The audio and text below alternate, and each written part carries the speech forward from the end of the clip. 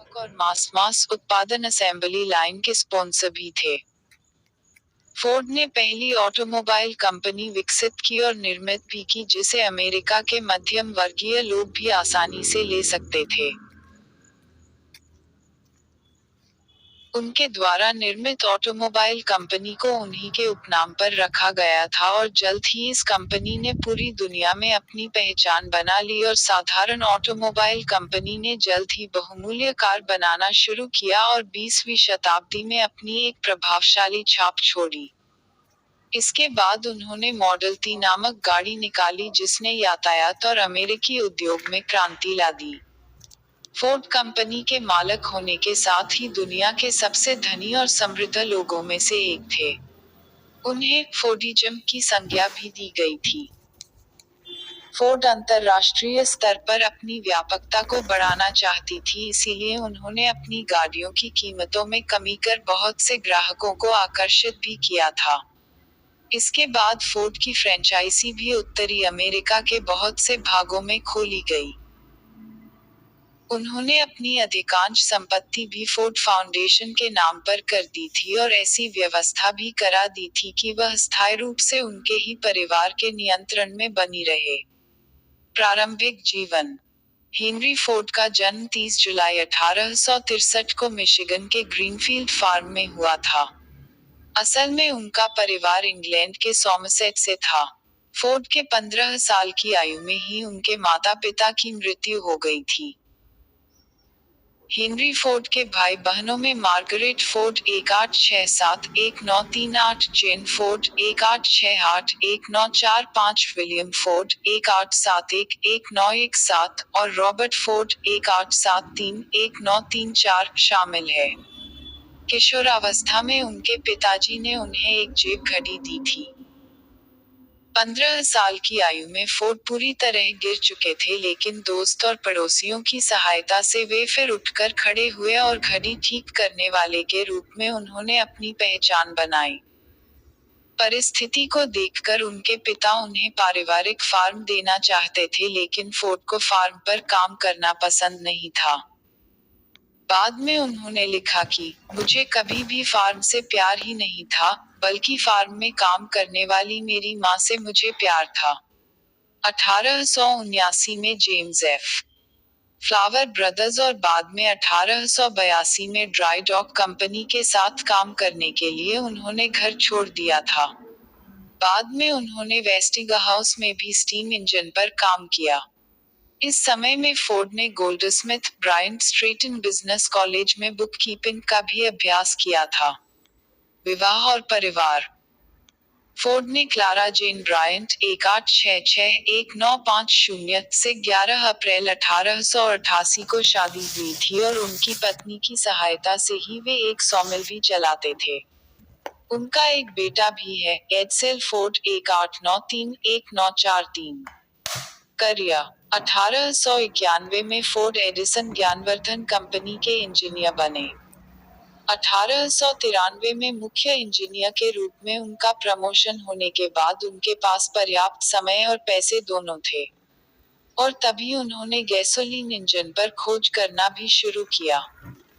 उनकी यह खोज 1896 में पूरी हुई और उन्होंने एक गाड़ी का भी निर्माण किया जिसका नाम फोर्ड क्वेडसाइकिल रखा गया था।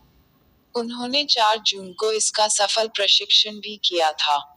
बहुत सी टेस्ट ड्राइव के बाद फोर्ड ने अपनी क्वेडसाइकिल में बहुत से सुधार भी किए।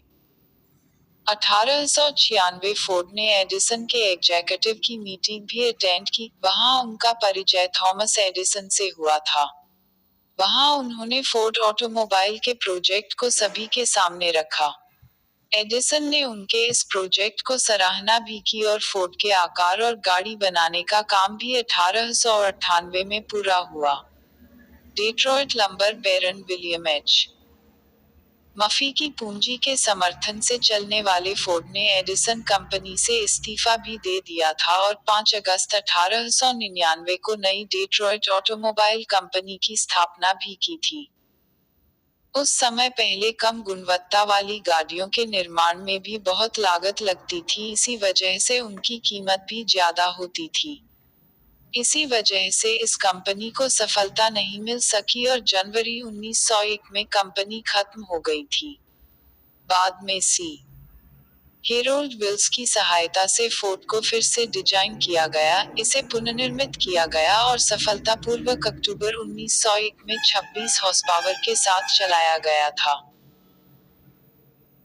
इसी सफलता के साथ मफी और दूसरे सहकर्मियों ने डेट्रॉयट ऑटोमोबाइल कंपनी को बदलकर हेनरी फोर्ड कंपनी की स्थापना 30 नवंबर 1901 को की थी, जिसके फोर्ड मुख्य इंजीनियर थे।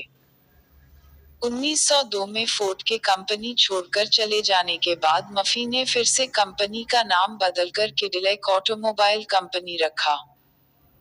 1902 में ही 8 हॉर्स पावर के साथ फोर्ड ने साइक्लिस्ट कूपर के साथ मिलकर रेस 999 में जीत भी हासिल की। इसके बाद फोर्ड को एलेक्जेंडर वाई मलकोम्सो का समर्थन मिला, जो डेट्रॉयट के ही कोल डीलर थे। उन्होंने पार्टनरशिप में फोर्ड मलकोम्सो लिमिटेड की स्थापना भी की, जो ऑटोमोबाइल का उत्पादन करती थी। इसके बाद फोर्ड बहुमूल्य गाड़ियों के निर्माण और उन्हें डिजाइन करने में लग गए। रोचक बातें। अल्दोस हक्सले के ब्रेव न्यू वर्ल्ड 1932 में फोर्ड ईस्ट का आयोजन किया, और तभी फोर्ड ने अपने पहले मॉडल टी का भी अनावरण किया। उपटन सिंक्लेयर ने 1937 में फोर्ड की काल्पनिक कहानी का वर्णन अपने नॉवेल दी फ्लेवर किंग में किया था। बहुत से ऐतिहासिक नॉवेल में फोर्ड का उपयोग किसी व्यक्तिगत चरित्र को दर्शाने के लिए भी किया गया था, जिसने मुख्य रूप से छोटी एल डॉक्टरों का रागटाइम 1975 और रिचर्ड पॉवर का novel the reformer on the way of dance 1985 शामिल है। 1986 में रॉबर्ट लकी की बायोग्राफी में फोर्ड, उनके परिवार और उनकी कंपनी तीनों का ही वर्णन था और उसका शीर्षक था Ford the man and the machine. इस किताब को 1987 में अपनाया गया था। 2005 में ऐतिहासिक उपन्यास द प्लॉट अगेंस्ट अमेरिका में फिलिप रोथ ने फोर्ड को एक बहुदिमागी व्यक्तित्व भी बताया था। ब्रिटिश लेखक डगलस गालब्रेथ ने फोर्ड के शांति जहाज का उपयोग उपन्यास किंग हेनरी 2007 के मौत की जगह के रूप में किया था। 2008 में ही फोर्ड ने दुनिया में अपनी पहचान बनवा ली थी और दुनिया की सबसे कीमती और बहुमूल्य गाड़ियां बनाने वाली कंपनियों में भी शामिल हो गई। 1946 में वे ऑटोमोटिव हॉल ऑफ फेम भी रह चुके हैं। समस्वर संगीतकार फेरेडे ग्रोफ ने हेनरी फोर्ड के सम्मान में एक टोन कविता की रचना भी की थी।